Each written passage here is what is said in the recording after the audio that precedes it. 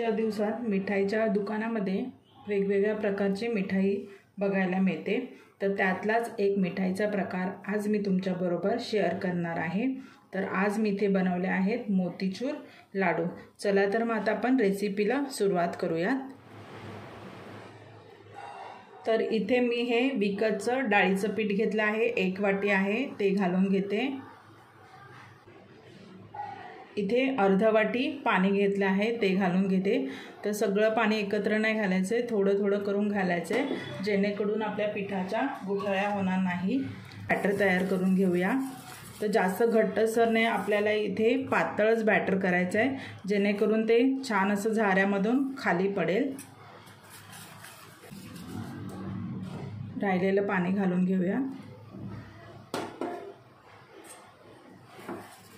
आता हे आपल्याला एक 2-3 मिनिटं छान असं फेटून घ्यायचे, जेणेकरून त्यामध्ये ज्या गुठळ्या तयार झाल्या त्या सगळ्या व्यवस्थित मोडल्या जातील।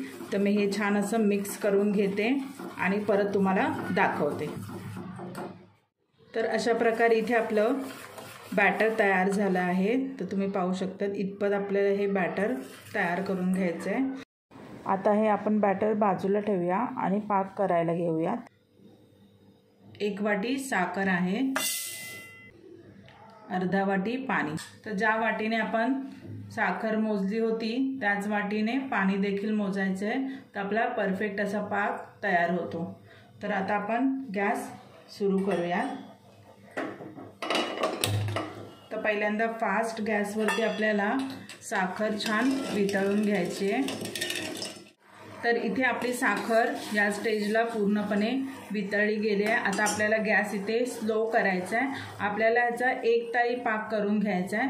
तर एक 5 मिनिटं अजून आपल्याला स्लो गॅसवरच हा पाक शिजवायचा आहे आणि याला असं ढवळत राहायचं, जेणेकरून खाली पाक लागू नये। त्या स्टेजला आपल्याला ह्यामध्ये अगदी मी 1 पिंच असं खाण्याचा रंग घेतला आहे, ऑरेंज कलर आहे हा, तो घालून घेते।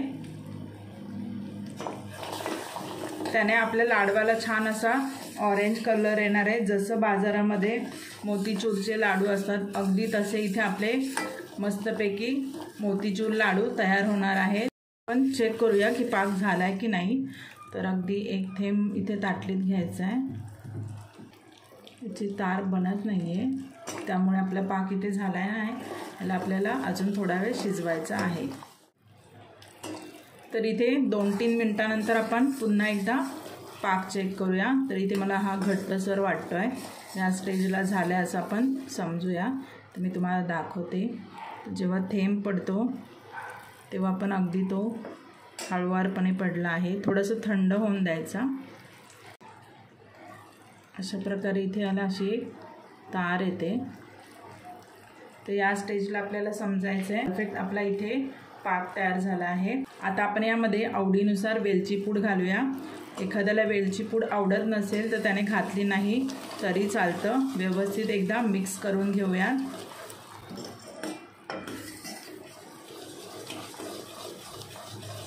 तर इथे आपला परफेक्ट लाडूसाठी जो पाक लागतो तो तयार झाला आहे। आता गॅस बंद करूया। इथे आपल्याला हा पाक थोडासा कोमट करून घ्यायचा आहे। आपण यामध्ये थोडासा खाण्याचा सोडा घालून घेऊया, जेणेकरून आपण जेव्हा बुंदी बनवू तर ती अशी छान अशी फुललेली बनेल।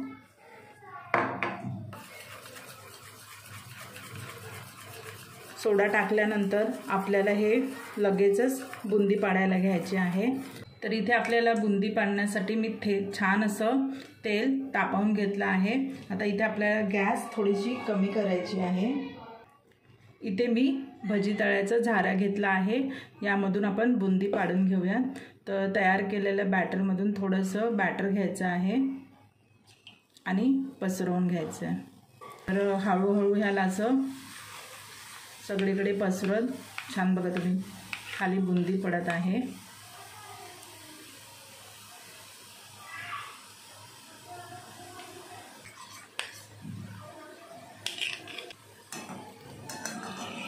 बघा मस्त इथे आपली छान अशी बुंदी पडलेली आहे। आता आपल्याला ह्याला छान असं तळून घ्यायचं आहे। तर इथे परफेक्ट आपली बुंदी तयार झाली आहे। आता आपण ही काढून घेऊया। अशा प्रकारचं झारं वापरायचं काढण्यासाठी, जेणेकरून ती पटापट उचलली जाईल. आणि तेल छान निथळून घ्यायचं, कारण की आपल्याला नंतर मिक्सरमध्ये काढायचं आहे.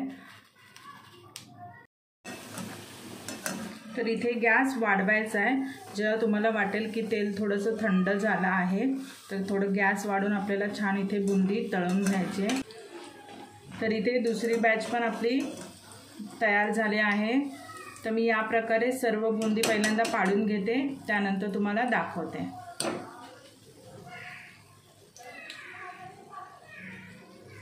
तर अशा प्रकारे इथे सर्व बुंदी आपली तळून तयार आहे. आता आपल्याला याला थोडंसं कोमट करायचं, त्यानंतर मिक्सरच्या भांड्यातून ह्याला जाडसर वाटायचं, जास्त बारीक पण नाही वाटायचं. त्याचे दाणे व्हायला पाहिजे इतपत आपल्याला हे वाटून घ्यायचं आहे. तर आता हे मी वाटून घेते, त्यानंतर तुम्हाला दाखवते. अशा प्रकारे मी जी आपली मोठी बुंदी होती त्याला मिक्सरमधून काढून घेतलं आहे. तर इतपत ह्याला बारीक करायचं आहे. पल्स मोडवरती ह्याला 3 ते 4 वेळाच करायचं आहे, जेणेकरून तुम्हाला अशा प्रकारचा चुरा भेटून जाईल. तर आता आपल्याला यामध्ये आपण जो तयार पाक केलेला तो पण हलका असा कोमट झाला आहे. आता आपण हे त्यामध्ये घालून घेऊया. तर अशा प्रकारेच करायचं आहे. पाकामध्ये चुरा न घालता चुरामध्ये पाक घालायचं, जेणेकरून आपल्याला पाकाचा परफेक्ट अंदाज येतो. तर पहिल्यांदा मी ह्याच्यामध्ये 4 ते 5 चमचे घालून घेते.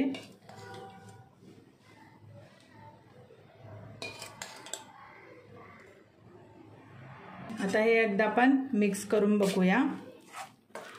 जर का पाक कमी वाटला तरच आपल्याला ह्यामध्ये आणखीन पाक ॲड करून घ्यायचा आहे. व्यवस्थित सगळीकडून हलवून घ्यायचं आहे.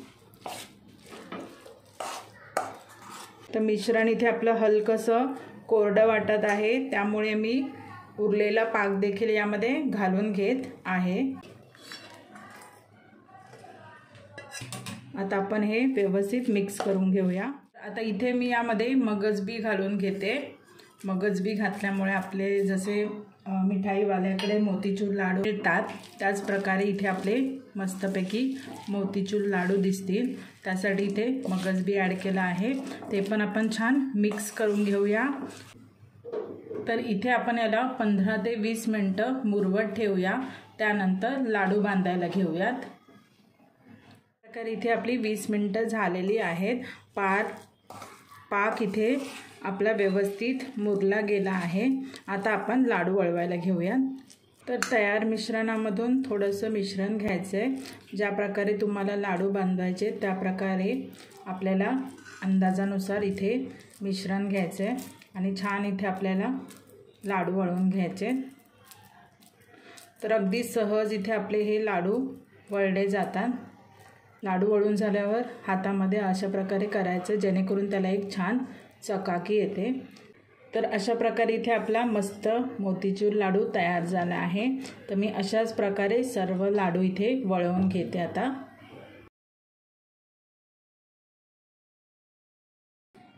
तर अशा प्रकारे इथे आपले मोतीचूर लाडू तयार झाले आहेत. तर जे आपण 1 वाटी प्रमाण घेतलेलं त्यामध्ये जवळजवळ इथे 12 लाडू तयार झाले आहे मध्यम आकाराचे. तर आशा करते तुम्हाला आजचा व्हिडिओ आवडला असेल. जर का तुम्हाला आजचा व्हिडिओ आवडला असेल तर व्हिडिओला नक्की लाईक करा, शेअर करा. तुम्ही चॅनलवर नवीन असाल तर चॅनलला सबस्क्राईब करायला विसरू नका. आजचा व्हिडिओ पाहिल्याबद्दल धन्यवाद.